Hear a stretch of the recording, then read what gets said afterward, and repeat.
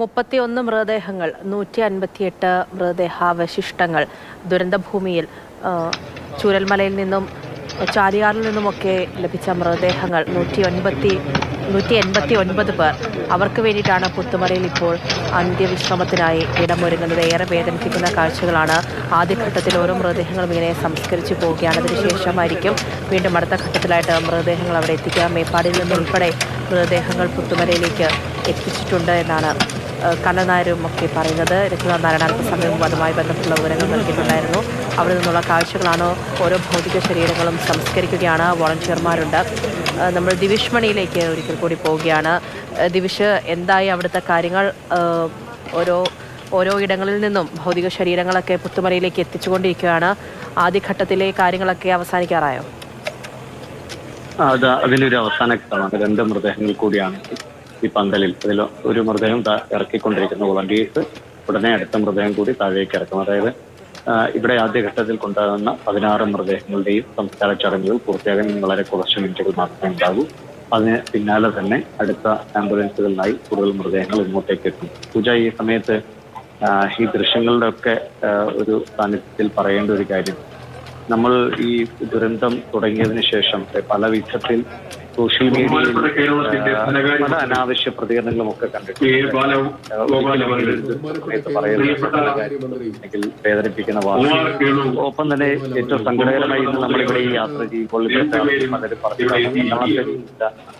മോഷണങ്ങളൊക്കെ ഇവിടെ നടന്നു. അതായത് അവസാനമായി എന്തെങ്കിലും ബാക്കിയുണ്ടോ എന്നറിയാൻ വീടുകളിലേക്ക് തിരിച്ചു വന്നവർ അവരുടെ ആഭരണങ്ങൾ സൂക്ഷിച്ചിരുന്ന ബാഗൊക്കെ മറ്റൊരു വീട്ടിൽ കാണുന്നു. ആ വീട്ടിൽ വെച്ച് തിരഞ്ഞ് ആ ആഭരണങ്ങളൊക്കെ എടുത്തുകൊണ്ട് പോയ ആളുകൾ. അങ്ങനെ ഈ ഒരു ദുരന്ത സമയത്ത് ഏതൊക്കെ നമ്മൾ ചെയ്യരുതാതിരിക്കണം, ഒരു മനുഷ്യനായാൽ എന്തൊക്കെ ചെയ്യരുതാതിരിക്കണം, അതൊക്കെ ചെയ്ത പലരും, അത് വളരെ കുറഞ്ഞ പക്ഷമാണെങ്കിൽ പോലും പലരുമുണ്ട്. പക്ഷെ അവരോടൊക്കെ കൂടിയാണ് ഈ ദൃശ്യങ്ങൾ കാണുമ്പോൾ എന്തൊക്കെ നമ്മൾ നേടിയിട്ടും ഏതൊക്കെ രീതിയിൽ നമ്മൾ നേടിയാലും അവസാനം നമ്മൾ അവസാനിക്കുന്നത് ഇതുപോലെയുള്ള ഇടങ്ങളിലാണ്. അത് മണ്ണിലേക്ക് തന്നെ നമ്മൾ വന്നു ചെയ്യും. അത് ഈ മനുഷ്യർക്ക് അത് അവരാഗ്രഹിക്കുന്നു, അല്ലെങ്കിൽ അവരുടെ കുടുംബാംഗങ്ങൾ ആഗ്രഹിച്ചതുപോലെയുള്ള ഒരു യാത്രയ്ക്ക് പോലും സാധ്യമല്ലാത്ത രീതിയിൽ ഇങ്ങനെയുള്ള ഒരു ദുരന്ത ചിത്രത്തിലേക്ക് വന്നു. ഇത്രയേ ഉള്ളൂ മനുഷ്യൻ എന്ന് ഓർമ്മപ്പെടുത്തൽ ഈ ദുരന്തം നമ്മുടെ മുന്നിൽ വയ്ക്കുമ്പോഴും ആ ഒരു സ്ഥിതി മനസ്സിലാക്കാതെ പെരുമാറിയവരൊക്കെ ദയവായി അവരുടെ തെറ്റുകൾ തിരിച്ചറിയണമേ എന്ന് ഈ നിമിഷം മനസ്സുകൊണ്ടൊന്ന് ആഗ്രഹിച്ചു പോവുകയാണ്. അതുകൊണ്ട് മാത്രം സൂചിപ്പിച്ചതാണ്.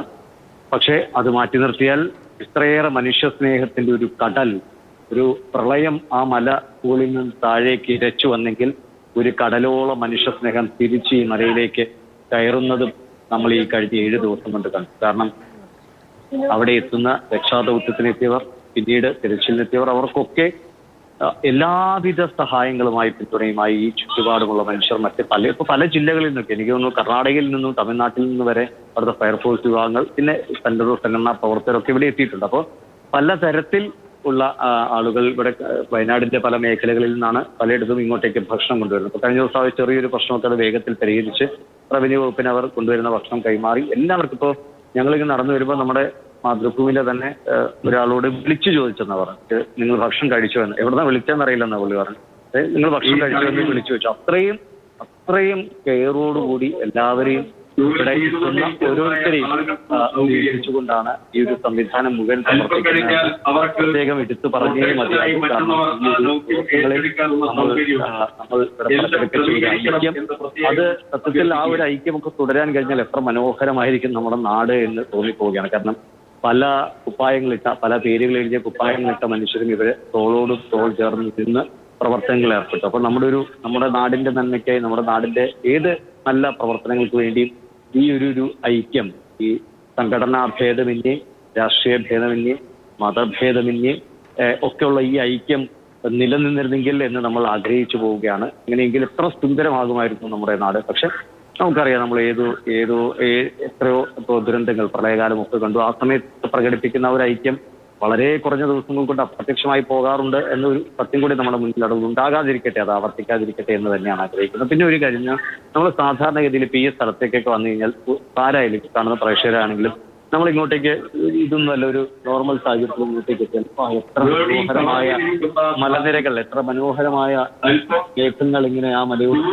എത്ര സുന്ദരമായ കാഴ്ചയെന്ന് പറയും. പക്ഷെ ഇപ്പൊ ഇവിടെ നിൽക്കുമ്പോൾ ഈ മലകൾ കാണുമ്പോൾ പോലും നമുക്ക് ഭയമുണ്ടായി പോകും എന്നതൊരു വസ്തുതയാണ്. കാരണം ഈ മലകളിൽ നിന്നാണ് മരണം ഇരട്ടിയത് ഒരു ഓർമ്മ. അത് നമ്മളെ പ്രകൃതിയുടെ സൗന്ദര്യമല്ല ഇന്ന് നമ്മുടെ കണ്ണിൽ സത്യത്തിൽ സംഹാര രൂപമാണ് നമ്മുടെ മുന്നിൽ തെളിഞ്ഞു നിൽക്കുന്നത്. അത് മാറുമായിരിക്കും. മനസ്സിൽ നിന്ന് മാറാത്ത ഒരു അനുഗ്രഹം കൂടിയാണ്.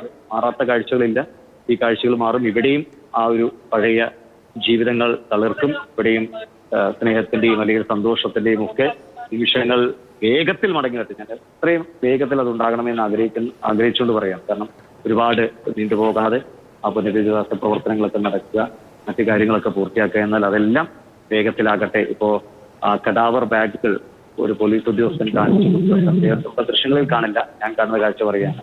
പോലീസ് ഉദ്യോഗസ്ഥൻ ചൂണ്ടിക്കാണിച്ചു കൊടുത്ത സ്ഥലത്തേക്ക് ആ സന്നദ്ധ പ്രവർത്തകർ മൃതദേഹങ്ങൾ പൊതിഞ്ഞുകൊണ്ട് വന്ന ബാഗുകൾ ഒരിടത്തേക്ക് കൂട്ടമായി ഇട്ടിരിക്കുകയാണ്. അതും ആ ഒരു പ്രോട്ടോകോൾ പ്രകാരം അത് നശിപ്പിച്ചു കളയുകയും ചെയ്യും. പക്ഷെ ഒന്ന് ആലോചിച്ചു, മനുഷ്യനെ പൊതിഞ്ഞു കൊണ്ടുവന്ന കവർ അല്ലെ, അങ്ങനെയാ പറയാം, മനുഷ്യനെ പൊതിഞ്ഞു കൊണ്ടുവന്ന സഞ്ചികൾ ഇവിടെ കൂട്ടമായി കുമ്പാരം പൂർത്തിയിരിക്കുകയാണ്. അതായത് ആ ഒരു സുരക്ഷാ മാനദണ്ഡങ്ങൾ കൃത്യമായി പാലിക്കണം. അപ്പൊ അതിന് പ്രകാരം അത് നശിപ്പിച്ചു കളയുകയും ചെയ്യും. പക്ഷെ നമുക്കിത് കണ്ടു നിൽക്കുമ്പോൾ എങ്ങനെ ഇതൊക്കെ ഉൾക്കൊള്ളും, എങ്ങനെ മനുഷ്യന് ഈ സമയത്ത് ഇങ്ങനെ പ്രവർത്തിക്കാൻ കഴിയുന്നത്? സത്യത്തിൽ നമുക്ക് ഇപ്പൊ അറിയാലോ, ഒരു അപകടം വന്നു കഴിഞ്ഞാൽ എല്ലാ മനുഷ്യർക്കും സത്യത്തിലെല്ലാം എടുത്ത് രക്ഷാദൗത്യമൊന്നും നടത്താൻ കഴിയില്ല. അതിന് പലപ്പോഴും നമ്മൾ ചില അപകടങ്ങൾ കണ്ടുമ്പോൾ കാണുന്നവർ തളർന്നു പോകും അല്ലെ. കാണുന്നവർക്ക് ചിലപ്പോൾ അവരുടെ കൈകൾ അനങ്ങാതാവും, അവരുടെ കാലുകൾ ചലിക്കാതാവും. അത്രയേറെ ഭയമോ അല്ലെങ്കിൽ ഒരു പകച്ചൊക്കെ പോകുന്ന ഒരു അവസ്ഥയുണ്ട്. പക്ഷെ ആ പകപ്പിൽ നിന്നൊക്കെ മാറി വളരെ കൃത്യമായി ഇവിടെ എത്തുന്ന ചെറുപ്പക്കാരുണ്ട്, നല്ല പ്രായമുള്ള ആളുകൾ പോലും ഉണ്ട് കേട്ടോ ഈ സന്നദ്ധ പ്രവർത്തന രംഗത്ത്. ചെറുപ്പക്കാർ മാത്രമല്ല, എല്ലാ പ്രായഗണത്തിലുമുള്ള ആളുകൾ ഇവിടെ പ്രവർത്തിക്കുന്നുണ്ട്. പല സംഘടനകളുടേതായി പ്രവർത്തിക്കുന്നുണ്ട്. അപ്പൊ അവരുടെ ഈ ആദ്യം വന്ന 16 മൃതദേഹങ്ങളുടെ സംസ്കാരം ഇപ്പോൾ പൂർത്തിയായിരിക്കുന്നു.